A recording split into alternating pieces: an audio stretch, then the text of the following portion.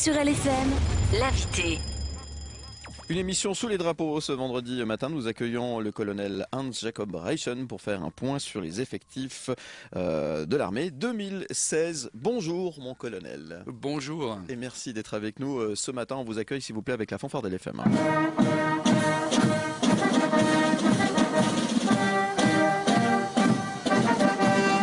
C'est une belle entrée quand même. Hein. Magnifique, il ne manque plus que le drapeau. Ça c'est toujours d'actualité tous les matins, il y a ça Non, pas tous les matins, tous c'est les lorsqu'on prend notre étendard. D'accord. Voilà. Donc C'est la marche du haut drapeau. À la marche au drapeau, effectivement. Voilà. Quoi qu'il en soit, merci d'être avec nous ce matin. On va justement revenir sur l'armée, sur les effectifs et les recrutements, bien entendu, Exactement. ma chère Simone. Troisième rentrée de l'année, mon colonel. Tout à fait. Vous êtes à Bière. Je suis à Bière, je suis le commandant de l'école de recrue d'artillerie de Bière. Alors j'ai eu 272 recrues qui sont restés après le premier jour. Donc on avait 286 qui étaient prévus, 9 qui ne sont pas entrés en service. Et ensuite nous en avons licencié 12 le premier jour, soit pour des raisons médicales. Alors il y a des accidents qui ont lieu entre le recrutement et puis l'entrée en service. Mon Dieu.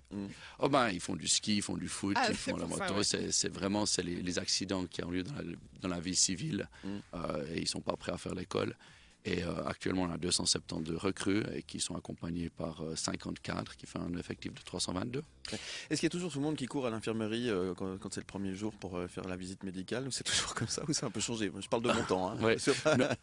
Alors, ce qui est clair, c'est que l'entrée en service est organisée et quelqu'un qui vient avec un dossier médical est remis à l'infirmerie. Ouais. Mais ils entrent en service plus tôt. Donc, il y a une lettre d'information qui leur est envoyée quelques mois avant l'entrée en service.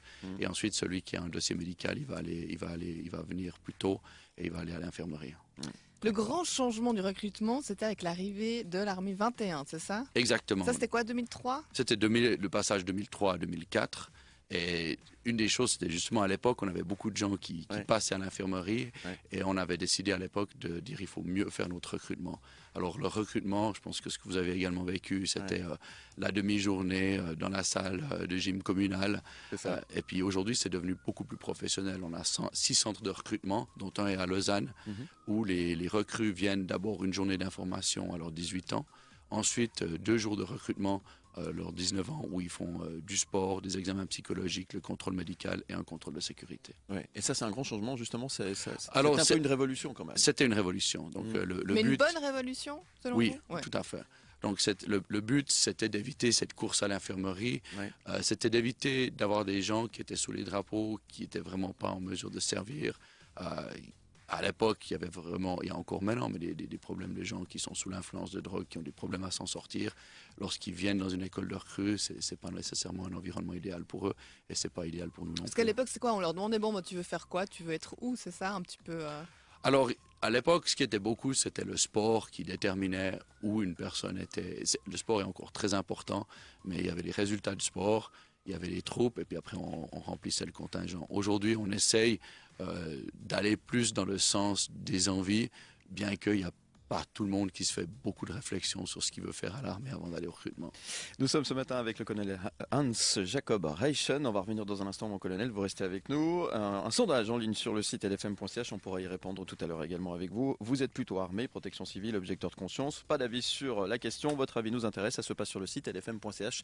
Et on en parle dans un instant avec vous, mon colonel, à tout de suite. Une région, une station, LFM. Sur LFM, l'invité. Notre invité ce matin, le colonel Hans-Jacob Reichen, avec nous pour répondre à toutes nos questions. Et puis, notre question sondage ce matin, vous êtes plutôt armé, protection civile, objecteur de conscience, pas d'avis sur la question. Ça va vous faire plaisir, mon colonel, puisque à cette question, l'armée, on répond à 48%. Les gens sont plutôt pour l'armée, 48%, protection civile 24%, objecteur de conscience 18%, et seulement 10% des gens qui ont participé au sondage n'ont pas d'avis sur la question. Est-ce que ça correspond, selon vous, à la réalité, ces chiffres, plus ou moins? Alors, c'est une question très difficile de répondre comme ça, mais en tout cas, les gens qui font leur école de recrue, il y a une motivation de base qui est là. Et c'est dans notre société, c'est vrai qu'il y a des gens, avant l'école de recrue, qui se posent en objecteur de conscience ou qui se posent contre l'armée. Alors, sans l'essayer, alors qu'il faudrait qu'ils viennent essayer et puis voir que certaines des mots que l'on dit ne sont pas tout à fait vrais. Mais on les force à faire quand même ou pas?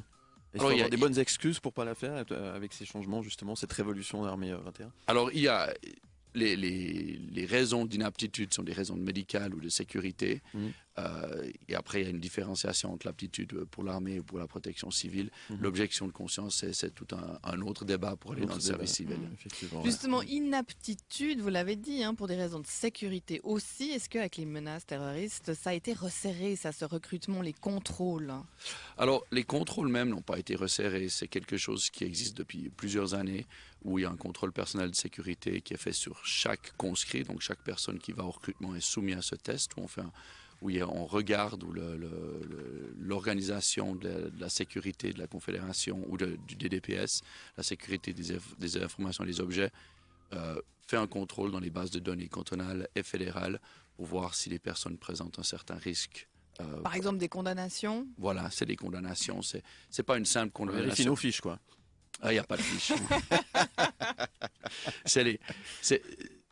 Mais c'est ce qui se fait. Donc, si quelqu'un a fait des violences à répétition, des dommages à la propriété à répétition, ou bien il accepte un comportement dangereux, donc quelqu'un qui roule trop vite en état d'ébriété, on va se poser la question, est-ce qu'on veut lui remettre une arme? Et là, c'est lors du recrutement qu'il y a une proposition qui est faite sur son aptitude à servir par rapport à la sécurité. Les contrôles se font de manière générale. C'est vrai qu'aujourd'hui, on regarde le terrorisme, mais en règle générale, l'armée est contre n'importe quelle forme d'extrémisme. Donc, les gens qui sont extrémistes et violents, ils n'ont pas de place à l'armée. Parce qu'on peut faire le service militaire, être jugé apte. Par contre, on n'a pas le droit d'avoir le fusil. Ça, c'est possible. Alors, c'est possible, mais souvent, la raison pour laquelle les gens ne font pas le fusil, après, il y a des gens qui veulent faire service sans fusil. Il y a aussi des problèmes d'ouïe. Donc, aujourd'hui, les gens qui ont eu des dommages à l'ouïe, par exemple, été au concert sans protection de l'ouïe, ils ne vont pas recevoir l'arme parce qu'il y a un risque de dégrader encore l'ouïe plus loin. Et normalement, il y a des... Alors là, je ne suis pas la bonne personne de répondre s'il y a vraiment des cas précis de gens qui font service sans arme pour des raisons de sécurité. Et au niveau de la motivation, vous disiez, qu'est-ce que vous observez, vous, qui êtes sur le terrain depuis pas mal de temps? Vous dites, les recrues sont toujours aussi motivées, ou qu'est-ce qui change? En préparant l'émission, on a parlé de ce problème des recrues un peu trop connectées, selon vous. Ouais. Alors, c'est vrai que pour ceux qui ont fait l'armée il y a quelques années, on se retrouvait entre camarades très rapidement, on était déconnectés de la vie, on jouait aux cartes, on parlait beaucoup, parce qu'il n'y avait pas de moyen d'être connecté avec le reste, où il y avait à Bière, quand j'ai fait mon école de recrue, je me rappelle des colonnes devant les cabines téléphoniques pour appeler. Ouais. Et aujourd'hui, quelqu'un reste toujours connecté avec son environnement via son téléphone portable, via son ordinateur. Il a le droit de le garder avec lui? Il a le droit de le garder avec lui, il n'a pas le droit de l'utiliser au travail, mais durant les pauses, il peut l'utiliser. D'accord, ça c'est aussi des choses. Au niveau filles, garçons aussi, ça a changé. Beaucoup de filles veulent faire l'armée, ça aussi ça change. Alors beaucoup, ça reste, je crois que... Plus qu'avant en tout cas. Plus qu'avant, je crois que là, avec le départ de 7600, il y a 65 filles qui sont entrées en service. À Bière, nous avons 2. Une recrue qui est entrée en service et on a une lieutenant qui est également qui fait son service. Ce qui est différent de l'époque, c'est que toutes les fonctions sont ouvertes aux femmes. Donc, ça veut dire qu'elles sont plus limitées à certaines choses. Si elles répondent aux exigences physiques et psychiques, elles peuvent faire n'importe quelle fonction. C'est les mêmes exigences? Il y a une certaine différenciation au niveau des exigences physiques qui est par rapport simplement à la physiologie de la personne. Des femmes font carrière? Des femmes font carrière, oui. Alors, il y en a quelques-unes qui font carrière. Je ne pourrais pas vous donner les chiffres exacts là. J'aimerais qu'on revienne quelques instants sur le potentiel de la menace terroriste. Est-ce que l'armée se prépare à ce genre de choses? Est-ce qu'il y a des entraînements qui ont changé? Est-ce qu'on se prépare justement à pouvoir éventuellement ou devoir réagir à une éventuelle catastrophe? Alors, dans l'ensemble, oui, l'armée se prépare à toutes les menaces. La menace terroriste est une menace. Ce qui me concerne, moi, à l'école de recrue de Bière, c'est que c'est de savoir se protéger soi-même. Oui. Donc, on a de l'instruction sur le soldat, l'individu qui peut se retrouver face à une telle menace. Après, la réponse nationale à une éventuelle crise, c'est un autre niveau de ce que je fais moi. D'accord, très bien. Merci d'avoir quand même répondu. Et tous les recrues combien terminent l'école de recrues, on va dire? Est-ce que c'est 100% de l'effectif au début? Non, justement, environ 5% des recrues qui ne vont pas finir la première semaine.